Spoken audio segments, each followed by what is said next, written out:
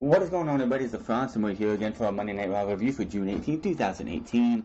This is the Fallout show for Money in the Bank for Monday Night Raw, and this show started off really hot and then got really cold really fast. Like, Monday Night Raw it started out great. You had Ronda Rousey in the first segment, her and Alexa Bliss, and following up with that. Then we had Seth Rollins in a open challenge in the Continental Championship match, and then the show just fell off from there. I don't know what's up with WWE, but it's like we get a decent pay-per-view, like we got Money in the Bank this time, yesterday, and then the next show, which we hope to get some questions answered, and then we just like, what? What's going on? Why? And that's what it felt like tonight. Halfway through the show, it just felt so bad. WWE just, I don't know, they halved it. We had Ronda Rousey, who ends up getting suspended for 30 days, so she gets to have a Brock Lesnar. So much for her being a full-time superstar. WWE pretty much we don't have anything for her to do right now as it comes to wrestling or anything, so we're going to suspend her for 30 days, which means she will miss Extreme Rules, and will probably be back on the post-show of Extreme Rules. And then, of course, we had Dolph Ziggler versus Dolph Ziggler answered the open challenge for the Intercontinental Championship, winning the title from Seth Rollins, who just, I don't know, of course he wants to be known as the fighting champion, and he wants to be able to put his title on the line every time. He did that, and it ended up being bad for him because it was Dolph Ziggler with the help of Drew McIntyre. And also, Kevin Owens. What can we say about Kevin Owens? This dude, all through the summer, all last year, was one of the it was in the biggest feuds for SmackDown Live. He was the one to feud with AJ Styles from Go, when AJ Styles beat him in Madison Square Garden last year, all the way until we got to SummerSlam, and think the pay-per-view after that, and then he goes and feuds with Shane McMahon because Shane McMahon was, in his opinion, was screwing him left and right. We get to this week. What do we get? This week we get we get to WrestleMania, I should say, and then him and Sami Zayn lose their tag team match. It was the biggest talking point of last year between him and Sami Zayn, who was not on the show last night, playing up his injuries. Even Kevin Owens made mention of it in his opening segment, that in the segment he was in with Braun Strowman. He went from battling with McMahon's because of the conspiracy in his head that McMahon was trying to hold him down, to this. And he's become so directionless. I have no idea why what they're doing with him. He comes out, tries to be like, you scratch my back, I scratch your back with Braun Strowman, because Braun Strowman, of course, won Money in the Bank last night. Again, I don't understand why he won it. And they really didn't have anything for him tonight. They also had Kurt Angle did announce a multi-man match for Extreme Rules, naming Roman Reigns and Bobby Lashley, and I will have words on that later on. Also, we had the most hot-cold build to a feud I think I have ever seen in my life, with Bayley and Sasha Banks. 1 minute they're hating each other, ready to tear each other apart. Next thing you know, these two are good buddies and friends again. And I don't know what WWE's doing with it. You had them team up against the Riot Squad. Everything looked like they were best friends again. They hugged before the match. They did Bayley's entrance thing together. And then the match was over, and they come to blows in the back. Which one is it, WWE? Are they friends, or do they hate each other? Hopefully after tonight we can have a little bit more next week. I honestly don't know. Let's see what else here. We had Elias got to actually perform an entire song, which was pretty good, with no interruption, so I don't know what he's doing. Maybe he's going to be in that multi-man match. We don't know. We also had Balor, Strowman, and Corbin versus Baron Corbin and Owens, and we'll talk about that later, how much of a goof he looked like. And let me see here. Bobby Roode. Someone answer me this one. Bobby Roode was great in NXT. Was great. The best thing they had in NXT at the time for a big time heel. went up against Nakamura. He went up against Hideo Itami. He went up against even Roderick Strong. He even made fun of Roderick Strong, made fun of his family. Said, "Hey, honey," actually told Roderick Strong's wife, "Hey, honey, leave this guy and come see what a real man's like." He comes to SmackDown, becomes a babyface, which was a poor move. He wins the United States Championship, loses it within a month, goes to WrestleMania, comes to Monday Night Raw, and tonight he was in Money in the Bank last night, and then he comes to Raw tonight, and he's in a 2-minute match, squash match against Kurt Hawkins. Fire Kurt Hawkins. This whole 204 losing streak is going absolutely nowhere. Bobby Roode needs to turn heel. Supposedly, the rumor and innuendo, or whatever you want to call it, was going around was that Bobby Roode was going to turn heel. It was starting to build towards a heel turn after his match with Braun Strowman. Obviously, that apparently is not the case because this guy just comes out and does nothing. Everybody is directionless in this show, it feels like. It really does. And it's getting ridiculous. WWE just... We had a decent show last night after the debacle that was Backlash, which honestly could have just been taken off the pay-per-view card because of the Greatest Royal Rumble. That show was just terrible outside of Miz and Seth Rollins. Last night, we didn't have a perfect show by any means, and of course, the NXT TakeOver blew it out of the water, but the ladder matches were great. The WWE Championship match was great, in my opinion. That's my opinion. Seth Rollins vs. Elias was pretty good. Daniel Bryan vs. Big Cass was Big Cass's best match so far in his singles run. It was mediocre on Daniel Bryan's standards, but the fact that he was able to elevate Cass just a little bit was good. The women's matches were shit. And now we have Monday Night Raw, which starts off hot. They're in Grand Rapids, Michigan. Piece of shit town, I bet you. They start off hot. We get a nice Intercontinental title match, and then it just goes downhill from there. What do you expect? It is Monday Night Raw. Starting the show off, Ronda Rousey is suspended after launching an attack on Miss Bliss and Kurt Angle.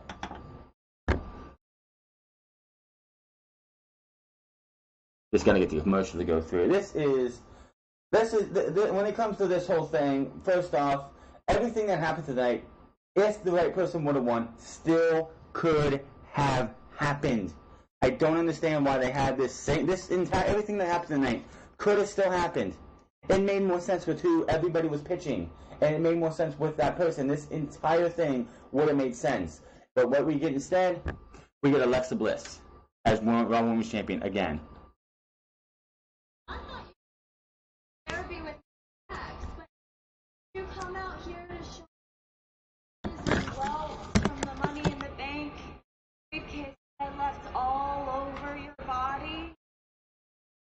Or did you come out here to learn a little lesson? Because clearly you don't understand the difference between UFC and WWE. Still hasn't improved on the mic. She's terrible still. True, because last night what I did was 100% perfectly legal. Legal!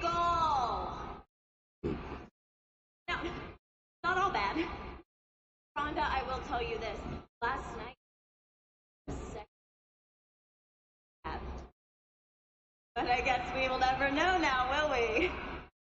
Oh my god, the facial expressions of Alexa Bliss is so goddamn cringeworthy. It is awful. Just this face of hers when she's trying to laugh, it just looks awful. Like I said, this all would have made more sense, and they still could have did everything that they did tonight in this opening segment with Natalya, and it could have set up Natalya versus Ronda Rousey at SummerSlam. Now what are they going to do? You're out here because you just couldn't stand the fact that last night the headlines weren't about you.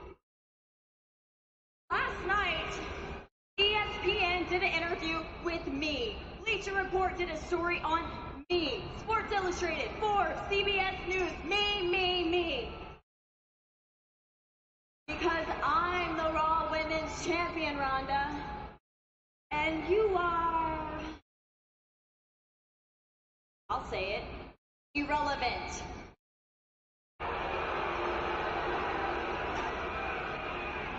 And if you ever want a championship opportunity, you better get in the back of the line, you overhyped rookie. Woo! Well, Kurt Angle comes out before we start go any further. Kurt Angle came out at the beginning of the show, red carpet, table with gold tablecloth on it with a little red carpet on it too, with a Money in the Bank briefcase and the women's championship on it. And brings out Alexa Bliss. He's like, "You wanted this presentation, so here you go." And he just grabs the title and hands it to her. No big pomp and circumstances, no balloons or anything. She taunts and she's like, "Oh, I want to say thank you to everybody." The crowd starts saying, "You deserve it for whatever reason." She then says, "I want to thank you for allowing me to rub it in all your faces." And then, of course, Ronda Rousey comes out. And I will say, Ronda Rousey, for the first time, I think, ever, came out, no smile, serious look the entire time, in "I'm going to kill you" mode. And then, of course, she taunts. Kurt Angle's in between them, so Ronda Rousey can't, rip off Alexa Bliss's arm, which she's about to attempt to do. She flips her down and just starts wailing on her. Kurt Angle comes over, grabs Ronda Rousey, and she just flips him. Alexa Bliss grabs the briefcase. She goes to attack, and Ronda Rousey punches her in the stomach, grabs the briefcase, and then goes to town on Alexa Bliss on the back, talking shit to Alexa Bliss. Kurt Angle tries to come over and help get her off of her, and she turns around and just beats the living hell out of Kurt Angle with the briefcase, saying, "You're supposed to be my friend. What are you doing, man? You're supposed to be my friend." Then referees come out. While Ronda's still doing this to Kurt Angle. Rousey, yeah, I wouldn't do that. Kicks one in the gut, hits the other one in the stomach. Two other referees run away. She starts beating on another referee. Assaulting the officials.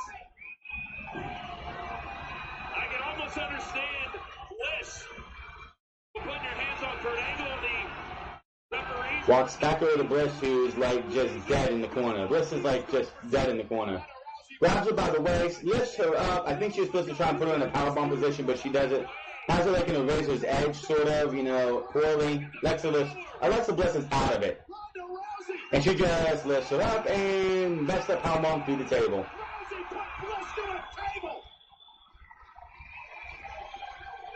That was a brutal looking powerbomb, but it looked awesome too. This is the Ronda Rousey I want to see all the time. No more smiling. No more smiling from Ronda Rousey. Happy Ronda, smiling Ronda must be out of the window. You want to smile on the red carpet while your movie's being premiered? That's fine. This Ronda Rousey I want to see all the time.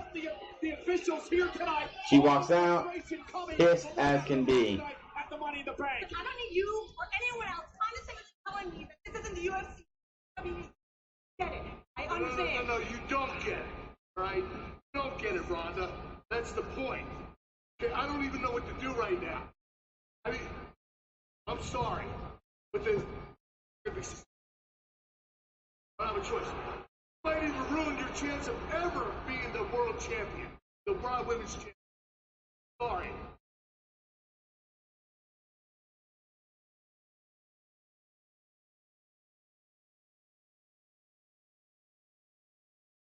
And that's how Monday Night started off. Then Ronda Rousey, we come back from commercial break, and Ronda Rousey is on her way out the arena when Renee Young tries to get a word in with her, and Ronda Rousey's hearing none of that until Renee Young, for whatever reason, they have Renee Young just say, "Good luck, Ronda," and you'll hear what Ronda Rousey has to say as soon as this commercial's over with, because you know how these videos like to have commercials for them money. So Ronda Rousey gone for 30 days, which will be, she'll be out. She'll probably come back the night after the Extreme Rules pay-per-view. Action to your suspension, Ronda. Luck, Ronda. Ronda stops, and Brandon walks up to her again. Kirk can suspend me for 30 days. That's fine. Save your good luck wishes for Alexa Bliss. Okay. After these 30 days, I I don't care if she's champion or not. I'm going to be back here kicking her pink-haired ass. This is, again, the Ronda Rousey I want to see all the time. The smiling, the happiness, the waving to the fans is done. Do that on the red carpet. Do that at a special appearance they have you at. When you're in the WWE ring, when your music hits, that bass comes down and you're pissed and you're ready to attack. That's what she needs to do all the time. Ronda Rousey does not need to be happy-go-lucky anymore. It does not help her character. That was the Ronda Rousey we need to see. And I'm so tired of them having... I'm so tired of... Nia Jax did it. Alexa Bliss did it tonight, too. Other people are saying it, too. There is absolutely no reason to keep saying, Ronda Rousey, this is not UFC. This is WWE. We can do things that you couldn't do there. She is a fucking she is Ronda Rousey. She knows the rules. She grew up watching the damn thing. It's not like she was plucked off the street and hey, we're going to teach you how to wrestle because you look like you can kick somebody's ass. It's fucking stupid. If you're trying to make sound like Ronda Rousey is stupid when we know she's not. It's time to cut that out. But this was a good segment. I don't know what they're going to do with Ronda Rousey when she comes back. Like I said, she'll probably come back after Extreme Rules, which is going to be the next pay-per-view. By the way, we will be seeing a gauntlet match between 5 superstars, and I will talk about that later after we get done with Monday Night Raw. But SmackDown Live will decide who is going to face AJ Styles at Extreme Rules tomorrow night. And I have a pick from the ones that I can remember. There's 5, but I think I can only remember 4. But we'll talk about that later. Moving on here, this match we had next was we had Seth Rollins come out. He was hyped saying, I'm still here, I'm a fighting champion, so we're going to have an open challenge. Dolph Ziggler and Drew McIntyre came out. And Dolph Ziggler was the one to challenge him. Now, while this was going on, I have a window fan, one of those fans you put in the windows, one goes in, one goes out, and it was making a buzzing noise, so I tried to lift the window up to fix it because, that buzzing noise gets annoying. Well, my window ended up cracking into 3 big places, so I missed this entire match trying to, salvage that. All I know is this match was really fucking good from what I could hear. I did have it playing on in the background. This is probably a really damn good match. But Seth Rollins, you know what they say, what comes around goes around. Seth Rollins rode up Dolph Ziggler, who ended up rolling around and rolling him up, grabbing the tights like Seth Rollins did to Elias last night. And your new Intercontinental Champion is the show-off Dolph Ziggler. So Dolph Ziggler is going to be the Intercontinental Champion. I can't believe they actually... I'm shocked. I'm literally shocked. I'm literally shocked that they had Dolph Ziggler beat him tonight. It's like you have Seth Rollins being this Monday Night Rollins character, and you have all this going on, but then we get to Seth Rollins versus Dolph Ziggler, and Seth Rollins loses his championship. It's interesting that they did that. So I didn't get to see the match. I heard, from what I was hearing, it was a really damn good match. I do probably have to go back because I do watch this on DVR and watch that match back because, as I said, I have a window fan. I don't know if you can hear it. I do tone it down while I'm doing this so it doesn't overbear on the mic. But I ended up missing the majority of this match. The only part I got to see was the beginning, which was Dolph on the attack early, zigzag rock, stomp miss, Dolph bails, and they go to break. The Seth controllers become back. Seth goes for a spring over the ropes, and Ziggler kicks him, and he lands on the apron. Ziggler in control as he gets a 2 count. Neckbreaker by Ziggler for a 2 count. Elbows to Rollins for another 2. Ziggler went with a rest hold on Seth. Seth gets out, and Ziggler tosses him on the mat. Seth fights back, and he gets Ric Flair over in the corner for another 2 count. Ziggler with the rest hold submission, sleeper hold clutch by Ziggler. And then my ringing window broke, and I missed everything else. But I did come back. Was able to salvage it enough to be able to suffice for now. I am getting these windows replaced in the next few days, in a couple days, so I'm not really worried about it. The landlord's having people come in and fix these windows because every window in this house that I live in, or me and people live in, because it is a duplex with 2 different sides, all the windows need replaced because the person who had this before them they didn't take care of these windows, so I'm not too worried about it. But it's a salvageable job right now. But I had to miss what I heard from when I was listening to it. A pretty damn good match. Let me know in the comment section below what you thought of this match, because I didn't get to see most of it. I'm gonna have to watch it back. But after the match, we get to the back, and Renee Young is talking to Dolph Ziggler, who says Monday Night Rollins has been canceled. Please welcome new Intercontinental. Renee, excuse me. Excuse me, I'm just receiving some breaking news. Monday Night Rollins is officially canceled. And you can cry online, write a blog about it, but there is no reboot coming. It's over. This right here, this is our show now. Told you. We told everybody. This is just the beginning. This is the first of many, many titles to come. And unlike former champions before us, we will not allow this to let us become soft. We've seen it all. You've heard every superstar of all time talk in the back, run their mouth. They have their catchy t-shirts. They say, burn it down. They tell you it's their yard. Ah! Dolph Ziggler says that, and Drew McIntyre busts up laughing. It's kind of funny because that's taking a shot at Roman Reigns, and yeah, they do say it's, and Roman says it's his yard, but what's he done about it? Absolutely nothing. There's a difference between everybody else. When we say something,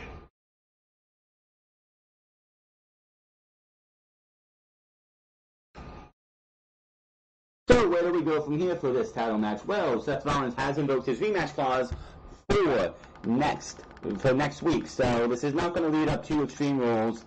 These two are going to go one-on-one again next week, and I honestly think Dolph Ziggler is going to retain, because I think Seth Rollins is going to be in that multi-man match that we will talk about later, and he's not. They don't think they want to have an Intercontinental Champion in that match. Maybe Drew McIntyre joins that match too. I don't know.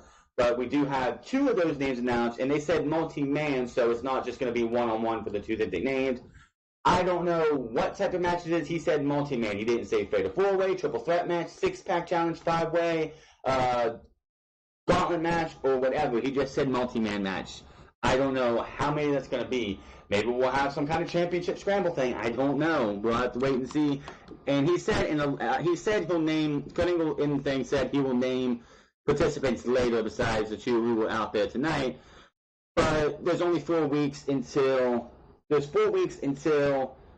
believe there's 4 weeks until we get to Extreme Rules. So it's got to be named next week or the week after, because you're not going to name all. It's got to be next week because you want to have at least a little bit of build until we get to Extreme Rules. Then we had Bobby Roode versus Kurt Angle, and just like that, Bobby Roode wins. Waste of time. This guy was the NXT champion from January until August, I believe, and this is what you got for him. He's coming out and beating Kurt Hawkins in less than 2 minutes. Give me a break. Strowman is out next to, gloat or revel or whatever you want to say in the fact that he is Mr. Monster in the Bank, and Mr. Clueless or Directionless is out there to try and befriend him. Not a good idea for Mr. Owens. Kevin Owens will come out and talk to this and try to, make a truce with him. So the guy, as I said earlier, who was in one of the biggest feuds on SmackDown Live from pretty much August until we got to WrestleMania, has come to Monday Night Raw, and what has he done? He had a pointless match at Backlash between him, Sami Zayn, versus Braun Strowman and Bobby Lashley. He was in the men's Money in the Bank ladder match, and he hasn't done anything since. He has not really done anything since he's come to Monday Night Raw. And now you have him coming out trying to defend Bobby Lashley. Man, Kevin Owens is a lost cause right now, and it's sad to say this guy was in main event pictures with going for the WWE Championship at Royal Rumble and at Fastlane, and now he's trying to befriend Mr. Money in the Bank. I'm sorry, Monster in the Bank.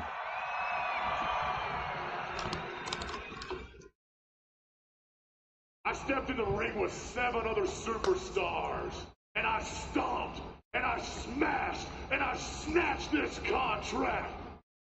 That doesn't make any sense.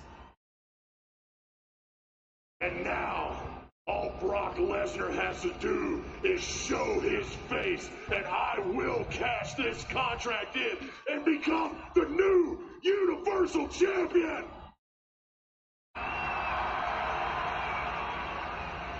Because the Beast is gonna get his head. I'm not here to steal your spotlight. I'm not here to get retribution. I couldn't get it if I wanted to. I'm here because I want to be the first guy from that locker room to be man enough to say, congratulations, Brock. Again, you have Kevin Owens, a guy who just a year ago was battling AJ Styles for the United States Championship, then moving on to battle Shane McMahon in a Hell in a Cell match, then in a 2-on-1 handicap match going up against AJ Styles with his best friend Sami Zayn at the Royal Rumble, all the way to WrestleMania, where it was Daniel Bryan's first match back. You have this guy coming out here trying to kiss Braun Strowman's ass and befriend Braun Strowman. Are you fucking kidding me? Is WWE creative this fucking sad? Seriously, this fucking sad that they've got nothing for Kevin Owens, that all they're going to do is have him come out and beg to get on Braun Strowman's good side? Really? Man, this is awful. I knew you'd win. I knew you'd win that contract. I did. And you know that I knew when. That's why I went around trying to talk all our opponents into banding together to neutralize you, but nobody would listen to me. And look, I might be foolish, but right now I hope you run, because you did it just like you said you would. You are Mr. Monster in the Bank, and now you have this incredible opportunity. But Ron, you need to be smart about this. You need to have a strategy, and that's where I come in. How many guys do we have to watch our backs, huh? Who's watching our back around here? In fairness, you haven't needed anybody. You haven't needed anybody to watch your back so far, but last night, your life changed when you won that. Who can you count on around here? Look, man, at WrestleMania, at WrestleMania, when you needed a tag team partner, you had to go in the crowd and pick out a 10-year-old kid. Can we not mention Nicholas again? Can we put him in the box of the old day, Bailey, This Is Your Life, and Lashley Sisters? Can we put them in a box that says do not mention them on WWE TV again? That was still a joke. As for me, my best friend, Sami Zayn, was injured at the hands of Bobby Lashley last night, and now I have no idea when the next time I'll see him is. I don't know when he'll be back here, which leaves us, both of us, standing here alone.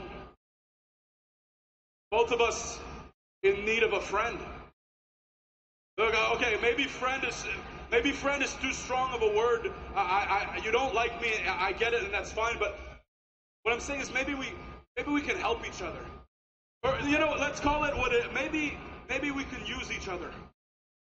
I do something for you, you do something for me. Because Braun, unlike you, I know how prestigious it is to be the Universal Champion.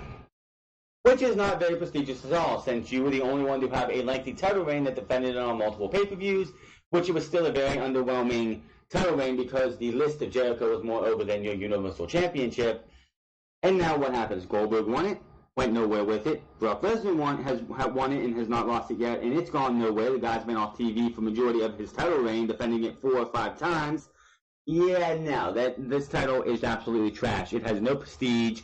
It is absolutely nothing. It is an absolute joke. If Vince McMahon really cared about that title, if anybody in the fucking back cared about the Universal title, Brock Lesnar would have never touched that title, period. So maybe after we help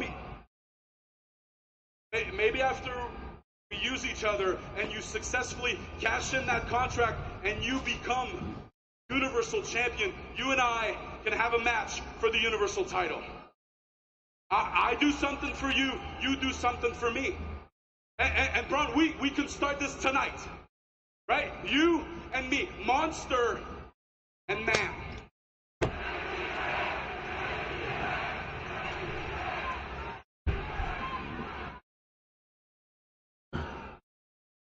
Braun actually grabs his hand and shakes it. Thinks, okay, everything's alright, but anyone who knows this knows that's not the case. He doesn't let go as Owens tries to leave. He drops his bike. Owens tries to leave again. That doesn't happen again. Tries the third time. Braun's not moving. Braun moves him back, pulls him back in.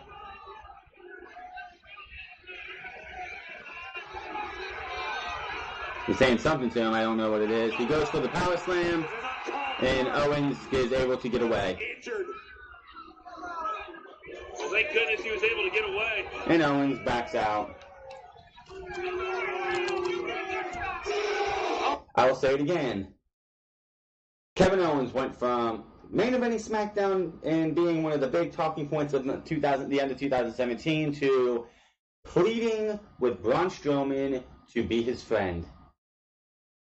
How far has he fallen? I mean, he hasn't fallen as far as I would say Bobby Roode has, getting dressed for a match, getting set up for a match, only to be in the ring for like 2 minutes against the Kurt Hawkins, entrance and all, 2 minutes, and that was that. The Leader of the Worlds versus Slater and Rhino. They had the B team do a parody on the Titantron of Curtis Axel pretending to be Matt Hardy and Bo Dallas pretending to be his brother Bray Wyatt. And my God, he could actually pull off a perfect Bray Wyatt. I know they were brothers. He put a fake wig on. He had an old version of Bray Wyatt's hat from like when he made his debut, and he looked and sounded like he could be a step-in for his brother Bray Wyatt, which was kind of interesting. So, I mean, they did one time drop the hint that those two are brothers, but I don't think they're really going to play into that. I would still love to see, when they had the Wyatt family go around, having Bo join Bray in the Wyatt family. I know in NXT they did do that, where they teased Bray Wyatt trying to get his brother to join the Wyatt family. Never happened. And this thing, a lot of people, I'm surprised a lot of people thought that the B team versus the Leader of the Worlds was supposed to be at Money in the Bank when it was never scheduled for Money in the Bank. So apparently, still don't know when that tag team title match is going to happen. It's probably going to happen Extreme Rules I honestly think the Leader of the Worlds versus the B team is going to happen at the Hardy Compound in a Ultimate Deletion type match for the tag team titles at Extreme Rules. It wasn't at Money in the Bank, but I have a feeling they're not going to just throw this on Monday Night Raw. It's going to happen Extreme Rules, and I honestly think it's going to happen at the Hardy Compound. Bray and Matt versus Bo and Curtis Axel, and it's going to be the Ultimate Deletion Part 2. I still have not watched the Hardy's Woken. I'm going to probably watch that here today while I'm waiting for this thing to render. I'm not sure. In the back, Kurt Angle is in his office when Baron Corbin comes in and says Stephanie is pleased about how he handled Ronda Rousey, and he says something else, and he tells him he's on the phone. He pretty much Kurt Angle's like, tell her that I didn't do it for her. I did it because I don't appreciate. And then Baron Corbin shows that he's on the phone. Kurt Angle grabs the phone. He talks to Stephanie McMahon through the entire commercial break, and then what do we get? We get an announcement later in the night. Jinder Mahal versus Chad Gable. Who got a jobber entrance? A lot of guys get jobber entrances nowadays, it seems like. Chad Gable got one, show you how much they care about him. Jinder Mahal comes out, and this is just, I don't know what he's doing. But he comes out and he's like, I found tranquility. I may have lost the match, but I won the battle. I have become pure. I am a motivational speaker now. But when the bell rings, I am going to strip your head off. He ends up beating Chad Gable, And as soon as the match ends, they did like a Festus type thing where he's all cool, calm, and collected, but as soon as that bell rings, his face goes mad, and he goes and beats the fuck out of somebody. Looks like Jinder Mahal got a little bit of a character change after Money in the Bank.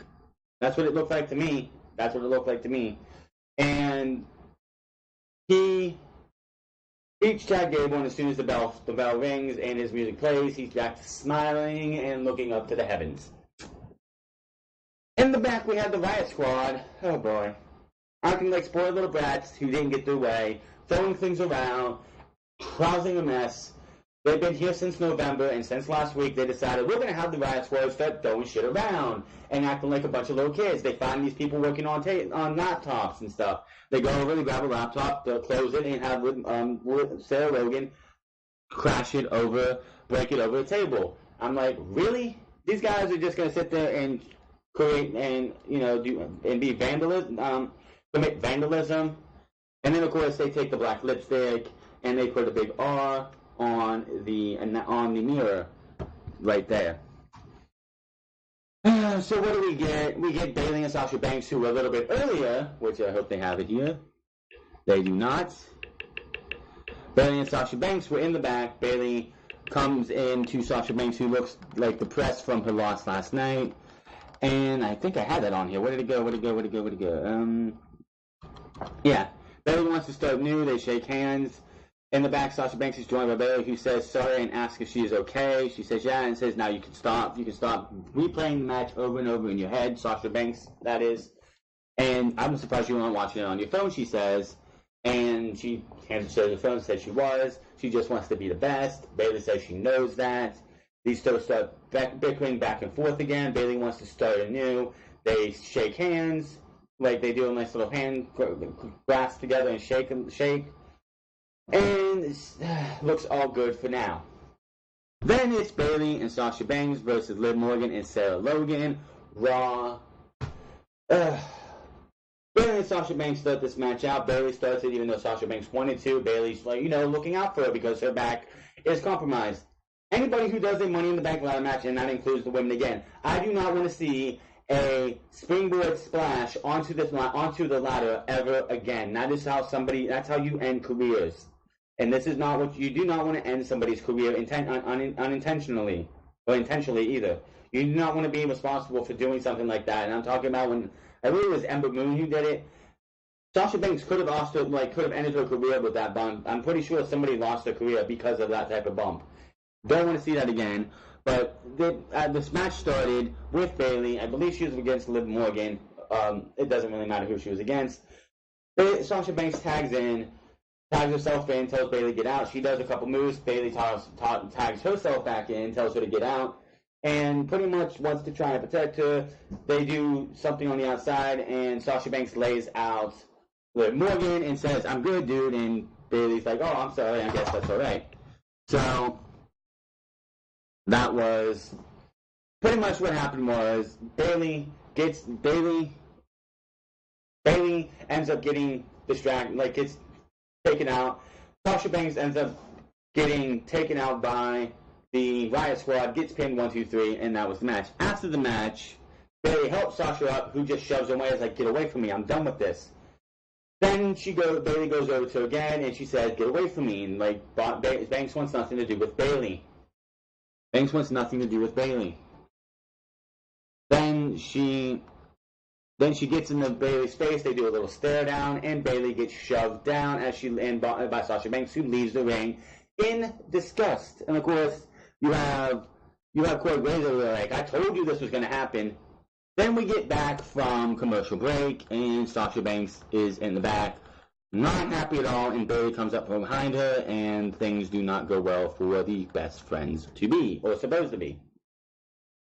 Sasha, get back here. Don't ever tell me what to do.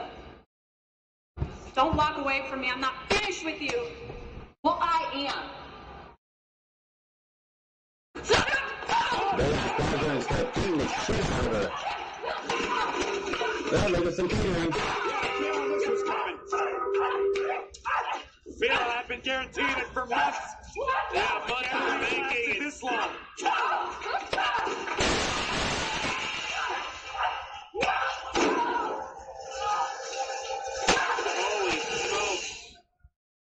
Well, Sasha said she was done.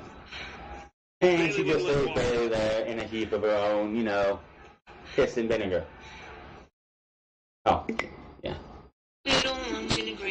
There was a portion out there that did cut to it. But yeah, so the one thing's missing from this entire thing, and this is the slowest, and I'm going to say slowest burn to a feud I have ever seen, because WWE just hot, cold, hot, cold, hot, cold. And what's missing? Oh, I know. The WWE Raw Women's Championship. These two should be feuding over it, and it again shows that these two should be feuding over this instead of just because they're friends. I mean, come on. There's the reason that these two. I still want to know what the whole friend thing is. Like, what's the reason that these two don't want to be friends anymore or something? It's just ridiculous. Then later in the night, like an hour or so later, we had Sasha Banks, who was leaving the arena when she just looks pissed as fuck. She's done.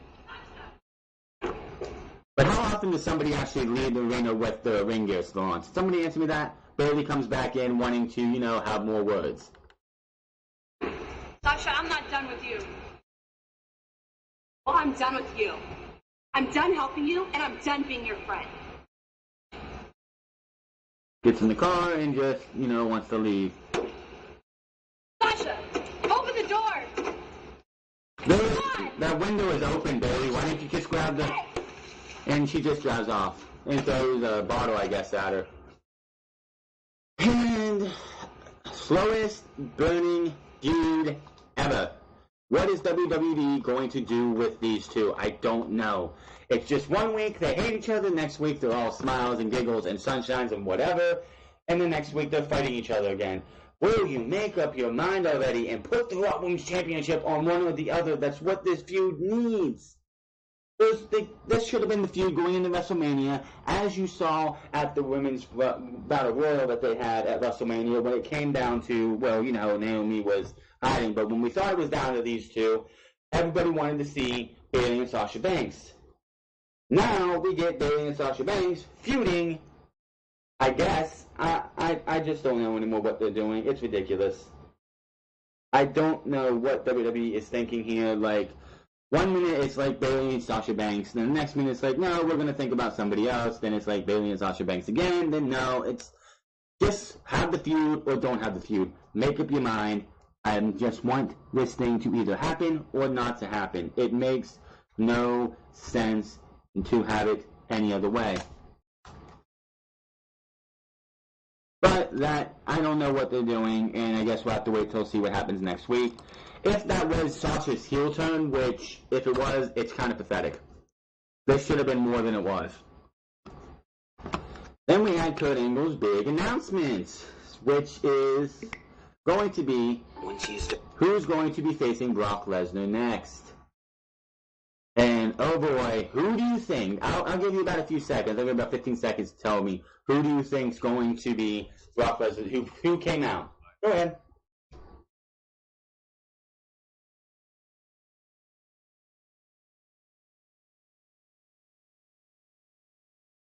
Go ahead. Spoke to the Raw Commissioner Stephanie McMahon, and she informed me that WWE officials have made an agreement as to when Brock Lesnar would defend the Universal Championship next. So the corporate are the people who decide when Brock Lesnar wrestles. Really? Don't you? Corporate, aka Vince McMahon. So Vince McMahon decided that Brock Lesnar's the Universal Champion. Oh, we need to get the title off of Brock Lesnar. Let's come to the decision. We're going to do it at SummerSlam, obviously, but who's going to be his opponents? I give you two guesses. If you don't guess it on the first one, then you're stupid. Who will it be against? Roman comes out. The answer to your question is standing right in front of you, Kurt.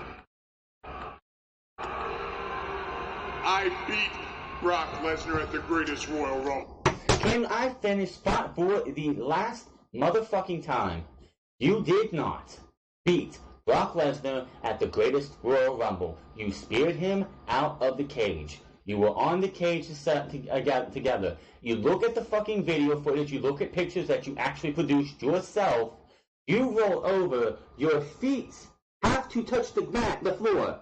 Your feet fall over and touch the skirt. Your feet are dangling on the ring skirt. Brock Lesnar rolls over. Brock Lesnar's feet hit the floor.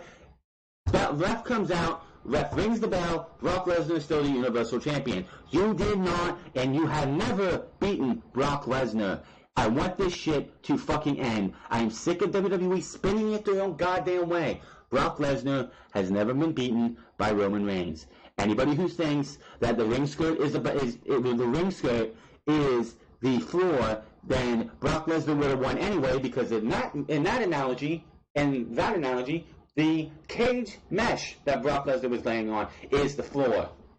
Neither one of them are. He rolls over, hits the fucking, his back hits the floor, but his feet hit the ring skirt. It was the feet have to touch the floor. How many times have we seen a steel cage match where someone crawls out, gets their hands onto the floor, but get drugged back in and the match still continues? Feet have to touch the floor, and yours did not for the last fucking time, Vince. Get it out of your fucking head. Get it out of your scripts. I know it, he knows it, you know it. Night of the year would help you out a great deal, Kurt. Nope. Oh, you're the guy, huh? Then Bobby Lashley, of all fucking people, come out. Neither one of these guys have earned a shot at Brock Lesnar, or even should be in consideration. You beat Sami Zayn in a very underwhelming match, and he beat Jinder Mahal in a very underwhelming match. Neither one of those guys, beating those guys, warrants a Universal Championship match, or to be in contention of a Universal Championship match. Even before I was in the WWE, I watched you bang your head against the wall for 3 years trying to beat Brock Lesnar. That editing was so fucking bad. Well, he says Roman first, but the way that was funny. He says Roman, and then it's like Brock Lesnar. You can hear it. Let's go back a little bit. Even before I was in the WWE, I watched you bang your head against the wall for 3 years trying to beat Brock Lesnar. He says Rock. It sounds like he says Brock Lesnar because the editing team behind this fucked up. He did say Roman, and he's like, oh shit, Brock Lesnar. It's funny. Roman, you don't have what it takes to finish the job. Was that right? Oh, that's right, big dog. This may be your yard, but I've been trying to get my hands on Brock Lesnar ever since you were a little pup. So why don't you step aside? Oh, really now? Oh, really now? Brock Lesnar was out of the WWE and off to NFL and then the UFC while you were in WWE last time. You went to Impact Wrestling while Brock Lesnar came back. So can someone explain to me how Bobby Lashley was trying to get his hands on Brock Lesnar when you went to Bellator, when he was in UFC, while you went to Impact Wrestling when he came back to Monday Night Raw on WWE? So in what way were you trying to get your hands on Brock Lesnar when he was in the UFC and you were in WWE? You left, he was in UFC, you went to Impact Wrestling, he came back to WWE. So how did you try to get your hands on Brock Lesnar? That makes no sense whatsoever. You beat Brock. That didn't make any sense either. Oh, I can beat Brock. And I can also beat you. All right, guys, hold up. Listen, you're both deserving of facing Brock Lesnar. Since when? Are both of them deserving of facing Brock Lesnar? He beat Jinder Mahal. He got beat by Brock Lesnar at WrestleMania and at the Greatest Royal Rumble fairly. Who was Bobby Lashley beat? Sami Zayn?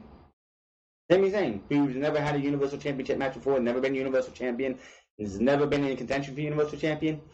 How do either one of these two even qualify for being in contention against Brock Lesnar? No, motherfucker. These two have been stale, have not done anything to warrant a WWE Universal Championship match. So tell me how they are deserving of being in the Universal Championship picture. I do want to hear it down in the comment section below because it makes no sense for you to even utter those words. But so are others. So here's what we're going to do. The one who faces Brock Lesnar next is the one who wins the multi-person match in Extreme Rules. I love how I said person, not man. Announcement of the superstars at a later date, but you two would be two of those superstars. So, later date. Is it not 4 weeks till Extreme Rules? Wouldn't you want to have that announced next week? So, in a few weeks is like the go-home show. Are we not going to know who's going to be in this match besides these two until the go-home show? And how many people are going to be in this multi-person match? The only 2 people on Monday Night Raw, in my opinion, who deserve to be facing off for a match at SummerSlam for Brock Lesnar is Braun Strowman and Seth Rollins, and you ain't got no one else to say. You have no one else but those 2.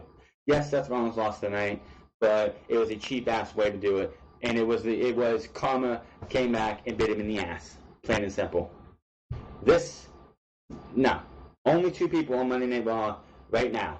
And that is Seth Rollins and Braun Strowman. Everybody else has not done anywhere close to enough. I would lump Drew McIntyre in there, but he really has only been doing tag team matches since he's been back. But if you want to lump Drew McIntyre in there, go right ahead. Then the Revival come out. Why this is even a thing, I don't know. WWE just wants to kill all of their talent. The Revival come out. They got sent out here pretty much just a job to Mr. Roman Reigns and Mr. Bobby Lashley. Like, seriously, they came out and said, well, you two were WrestleMania main event quality superstars. I laughed at that one. Yeah, you're fooling yourself, man. You're fooling yourself.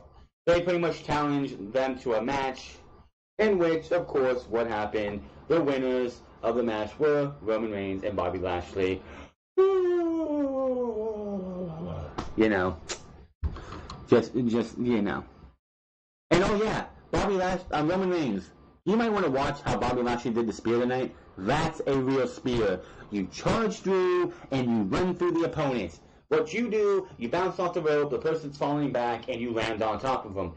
Bobby Lashley's spear, which I thought he wasn't going to even be allowed to do. Maybe he did it. Maybe they allowed him to do it to, you know, rub it in Roman Reigns' face. But Bobby Lashley has a real spear. That's a spear. What Roman Reigns does, and I talked about it last night, is not a spear. I noticed it, and I started to think about it, and then I realized it last night. When Roman bounces off the ropes, his opponent just falls backwards, and he just jumps up and lands on them, and they call it a spear. What Bobby Lashley did tonight, he ran through one member of the Revival. I can't remember which one it was. And he actually ran through that guy and speared him and took him down 1, 2, 3. He hit essentially a gore. Braun Strowman, Baron Corbin, Angle, Balor, and Owens were all in a segment in the back, and it pretty much leads to the main event of the night, which will be Baron Corbin and Kevin Owens versus Balor and Strowman. But before we get to that, no Jose versus Mojo Rawley. Mojo Rawley got a job at entrance, but unlike Chad Gable, Mojo Rawley won his match. So, this line that Vince McMahon fed to Michael Cole pisses me off. Cole said during this match about Mojo Rawley, because Mojo Rawley, I guess, feels like he should be better off than where he's at. Michael Cole said, and I quote, "You can have all the potential that you want, but if you don't win, it don't matter." But you have Roman Reigns lose to Brock Lesnar at WrestleMania, and he gets a rematch, an undeserving rematch at the Greatest Royal Rumble. You have him lose at the Greatest Royal Rumble, barely, and he's in the contention for the Universal Championship again. That line is just complete bullshit. If you could have all the potential in the world, but if you don't win, it doesn't matter. It should mean that. It should be true, but that's bullshit. Roman Reigns, main event after main event after main event after main event, failing every fucking time, and yet he's still in the main event of WrestleMania. He's in the main event of Backlash when you had a WWE Championship match, which is obviously not a high priority to WWE right now. Don't feed that bullshit line, Vince. I ain't that fucking stupid. Winning doesn't fucking matter. We all know that. Even though who you didn't know comes out and says wins don't fucking matter, but then you have a hypocritical line said by Michael Cole where if you don't win, it doesn't matter. Give me a fucking break. give me a break. It's fucking bullshit. That's a bullshit line, and I don't want to hear it again. Mojo picks up the win.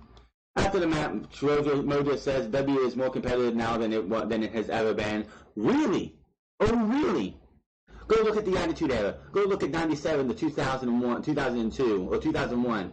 Go look at how competitive that locker room is. Yes, the athlete, this time around, right now, the WWE has more talent on this roster than ever.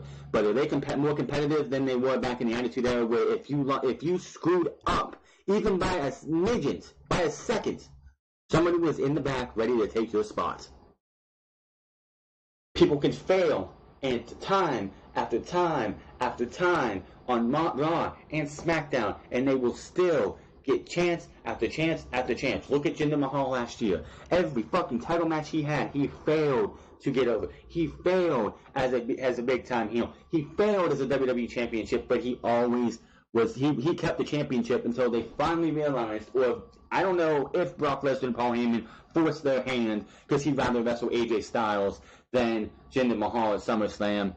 Either way, don't give me that fucking bullshit and having them script the line that this WWE is more competitive now than it has ever been. Because outside of NXT, where NXT still has the mentality of the Attitude Era, where we want to top ourselves. If you talk about NXT, that line is true. But if you're talking about the main roster, that line that they had Rojo Rally scripted to say is bullshit. Plain and simple, bullshit. Already talked about the Sasha Banks thing. Elias is out here, and he has a song for Brock Lesnar, and he actually got to do the entire song, and I am surprised they did not have somebody interrupt him as usual. The only other time this ever happened was at SummerSlam 2 years ago. It's a pretty good song, so we'll listen to the entire thing if it's on here. Definitely cool.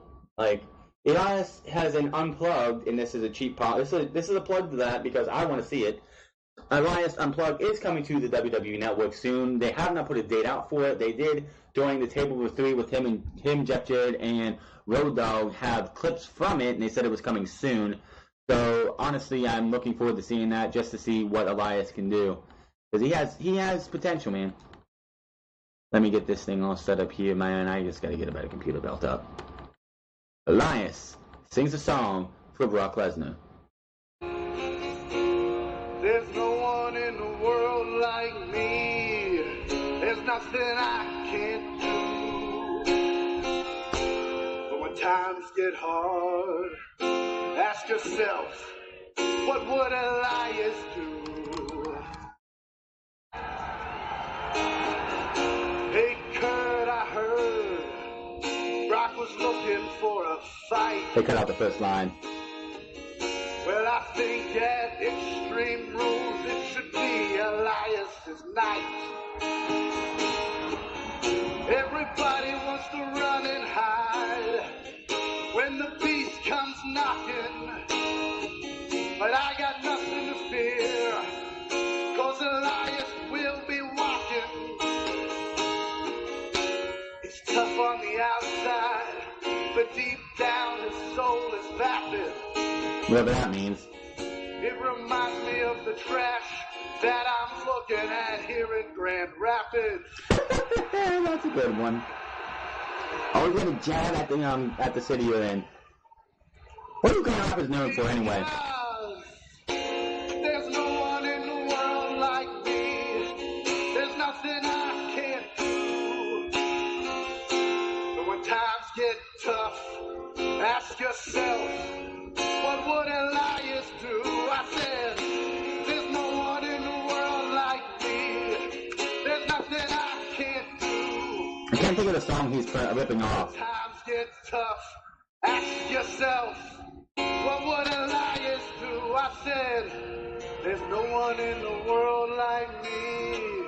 There's nothing I can't do. I wish they would release this whole segment, man. When times get tough, ask yourself,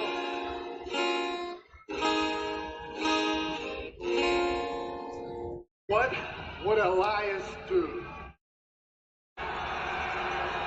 Nice song, very good song. They did cut out the beginning of that because he did take a jab at Seth Rollins, because Seth Rollins, of course, did lose the Intercontinental Championship earlier in the night. He did. His first line started out pretty much the split. There's nothing in the world like me. There's no one in the world like me, and nothing I can do. He did say that Money in the Bank, Seth Meyer won, but he had to cheat, and he got what he deserved because he lost his Intercontinental title. I wish they would have just put the entire thing on there. I mean, it's only a 6 minute, like a 3-4 minute song. I mean, come on, WWE, you can do better than that. Elias is definitely one of those guys that I hope he will get another shot at the Intercontinental title. I was thinking that because Seth Rollins did cheat to win at Money in the Bank, that before tonight with him losing the night, I don't know what they go with for that. But if he wouldn't have lost the title tonight, I figured they would have had Elias go to Kurt or go to Constable Corbin and be like, listen, I got screwed at Money in the Bank. I want another match against Seth Rollins, and then he could have beat Seth Rollins for the Intercontinental title at Extreme Rules. Then we had Seth Rollins in the back talking to everyone's favorite and the only really good backstage, interviewer, Renee Young, who's around now. I mean, Mike Rome's okay in NXT maybe. Kathy Kelly, I guess, works too. Everybody else, Charlie Caruso is awful. I'm sorry, no offense to Charlie Caruso, but she is just... If they would let everyone else... I mean, Renee Young has personality, I want to say this. Renee Young, they allow her to have personality. They allow her to sound genuine. Charlie Caruso, they don't, and I don't understand why. It's just, it makes no sense. Like, why is Renee Young allowed to have personality in her character, but, like, Mike Rome gets stifled, and Charlie Caruso gets stifled too. Kathy Kelly, who runs the WWE now, uses the time, and she's also working in NXT, is the only other one who is actually, like, allowed freedom to be natural and real. Seth Rollins invokes his rematch clause next week against Dolph Ziggler. Former that stings a little bit. Seth, do you think that your grueling championship match against Elias at Money in the Bank had any effects on tonight? You know what, Renee? No excuses. I went out there, I laid down the open challenge, Dolph answered, and he beat me. I lost. Okay, well, what about Drew McIntyre being in Dolph Ziggler's corner? Do you think that that had an impact on tonight? Drew's a problem, but he's a problem that I've got 1 week to solve. Because next Monday night, I'm invoking my rematch clause. I'm taking back my Continental Championship. So, we'll see what happens next week with that. I expect a pretty good match between these two. I will definitely do everything I can to actually watch that match. And again, a window broke, but it's going to be fixed eventually. They're going to tear these windows out, the whole shebang. I've never seen a window being done before. But next week, I plan to actually watch Seth Rollins versus Dolph Ziggler. I'm pretty sure we're going to have... I don't know. I'm pretty sure, and I'm just guessing here, I'm pretty sure he's going to lose. I'm pretty sure he's going to lose. Why keep the title? Why bring the title on him and this is the thing, and this is going to be really interesting. If he loses next week to Dolph Ziggler, and Dolph Ziggler remains the Intercontinental Champion, then that can only mean that he's going to be in the multi-man match, which honestly he should be anyway, and there's that might strengthen a lot of people's thoughts that he actually might win the multi-person match next at Extreme Rules, which we still do not know how many people. A multi-person match could be 3 to infinite people. It could be a 7-man gauntlet match again, which we're getting a gauntlet match tomorrow. We'll talk about that in a minute. But I'm going to say Dolph Ziggler is probably going to retain. Drew McIntyre will probably get involved. Probably get sent out. Seth Rollins, of course, will be distracted. Dolph Ziggler will win by super kick or zigzag or whatever. And Dolph Ziggler will move on with the Intercontinental title, while Seth Rollins will move on to the, hopefully, Universal Championship picture. That's the only reason I see them taking this off of him. Seth as Intercontinental Champion left. They left a lot of matches on the cutting room floor, pretty much, if he does not win next week, which I don't think he will. There was the chance if Jason Jordan came back. It could have been Jason Jordan versus Seth Rollins with Jordan as a heel. Dean Ambrose coming back with Dean Ambrose turning heel. It could have been Chad. I was hoping, and I was saying this, I was hoping it would have been Chad Gable.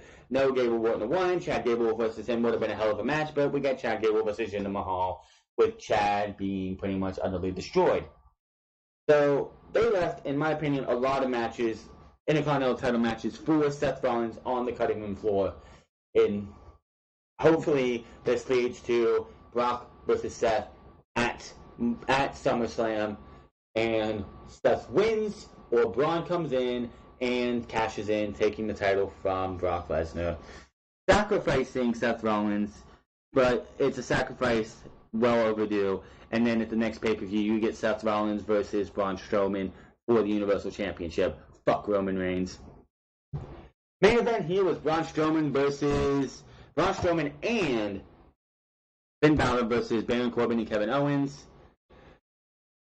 Baron Corbin. This guy comes in. They have at least a half an hour to 45 minutes for Baron Corbin to get ready for this match. During the night, he's wearing his dress shirt and his vest.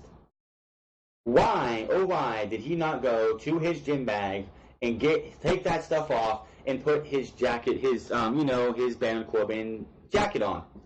Sleeveless jacket.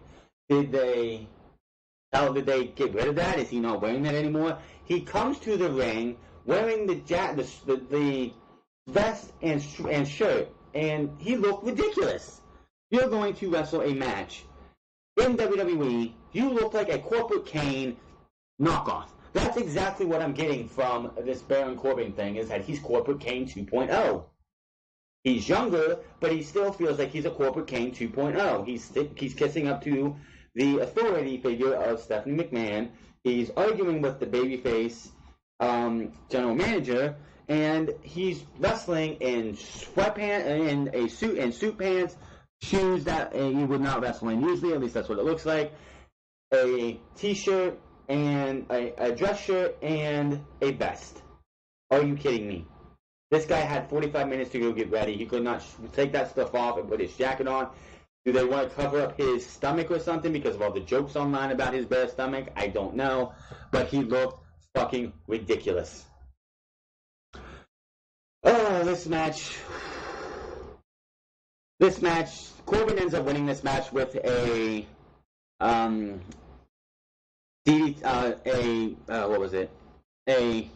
of days after Balor. This match went back and forth. Braun Strowman got into the match early on. Baron Corbin stared face to face with him and got on the attack. Kevin Owens distracted Braun Strowman at the beginning of this match, and Baron Corbin took control until he decided to do Braun Strowman's taunt at a little at the end, and then of course Braun Strowman scared him off. Balor tagged in. Balor wanted Braun Strowman to lift him up, and Braun Strowman tossed him onto the two outside. And the match went back and forth. It wasn't decent, okay main event, I guess. It was better than anything they did with a bunch of other things. I guess it was outside of the match that I really got to miss. Thank you, window, for breaking. But, of course, the match of the night, because I didn't get to see most of it, was Dolph Ziggler and Seth Rollins. I didn't get to see it, but how Michael Cole and them were reacting, I'm pretty sure it was a damn good match, and I will do everything to make sure nothing happens next week. I will have to probably board up that window. I do have a screen in it right now, and lift it up with a fan in it to, try and keep the bugs out. But I will definitely be watching that match next week and have a full-blown reaction to it. I hope it is as good as what I heard this week's show match was. Baron Corbin and Kevin Owens wins this match. Nothing else to say there. It was a decent match. Now, like I said, tomorrow we have SmackDown Live. We'll have a gauntlet match. The winner faces AJ Styles at Money in the Bank. Who is in this gauntlet match, you may ask? The Miz, Daniel Bryan. It's a 5-man gauntlet match. The Miz, Daniel Bryan. Who do I want to say else? Miz, Daniel Bryan, Biggie. Jesus, that's 4. I know there was 2 other ones, but Miz, Daniel Bryan, and Big E are definitely in this gauntlet match. I would say out of those 3, Rusev, I believe, is in it too. Samoa Joe, okay. Rusev, I believe, is in it. Samoa Joe is. Daniel Bryan, The Miz, and Big E. I want to see Big E win it. Why? Because, and I hope, and this is another thing, if you're doing this gauntlet match, Daniel Bryan or Miz needs to be eliminated before the other one comes out. I do not want to see Daniel Bryan or The Miz at all come face-to-face with each other in this match. Daniel Bryan versus The Miz needs to be held off as much as possible until we get to the point where you have these two go face-to-face in an actual match. Big E should win the match. For the simple fact is, AJ Styles versus Daniel Bryan is not a throwaway pay-per-view match. Miz versus AJ Styles is not a throwaway pay-per-view like Extreme Rules match. Samoa Joe, same thing. Rusev, I guess you could do too, but it's either. So I'm going with Big E. For the simple fact is, this match needs to be contested against somebody that could just be in a throwaway match. It's a throwaway match in Extreme Rules. We're all looking forward to SummerSlam. We don't even fucking give a damn about this thing outside of that multi-man match. Who's all going to be in it? I'm pretty sure Roman Reigns, of course, will be in it. Bobby Lashley, of course, will be in it. Seth Rollins, Finn Balor, and that's it. Kevin Owens, okay. Seth Rollins, Finn Balor, Kevin Owens, Roman Reigns, Bobby Lashley. Those 5 guys. It's a multi-person match. They didn't say how many people, but 5 guys are going to be in it. So I'm going with Big E tomorrow night. I will be watching it live. Big E tomorrow night. And whenever this Extreme Rules, we will have Seth Rollins, we will have Finn Balor, we will have Kevin Owens, Bobby Lashley, and Roman Reigns. With hopefully Seth Rollins winning that match. But that is a long way to go. I'm getting out of here. Make sure to thank you guys for watching this thing. Hit that subscribe button. Comment down below. Like this video. Follow me on Twitter at TheFronts. Follow me on Twitter at TheFronts. Follow me on Twitch.tv/TheFronts08. This humidity in this house that I'm living in right now is starting to kill me, like, legitimately. So I'm trying to figure out a way to stream and not, end up in the hospital from heat deprivation, like being overheated. So that's hit or miss right now. But make sure to hit me on that follow button there. I will be streaming as often as I can. This heat is killing me. We're going to try and do what we can as we get closer to the cooler months. So we have to get through this month, July, and the beginning of August before everything will be back to every single day. But I will see you guys tomorrow for SmackDown Live NXT on Wednesday, which is the Fallout show, the Aftermath show, where we will have Dakota Kai versus Bianca Belair and Cassius Ohno. No, that's wrong. The Mighty versus the War Raiders. Until then, and of course we'll be here for Unscripted, where we will talk all about the biggest news coming out of the UK title tournament. I don't even care who goes to face beat down tomorrow. The biggest news. The UK show has been announced, and I will talk about it all on Saturday. Look forward to that. But until then, my name is TheFronts, and I am getting out of here. You guys have a good one. See you later.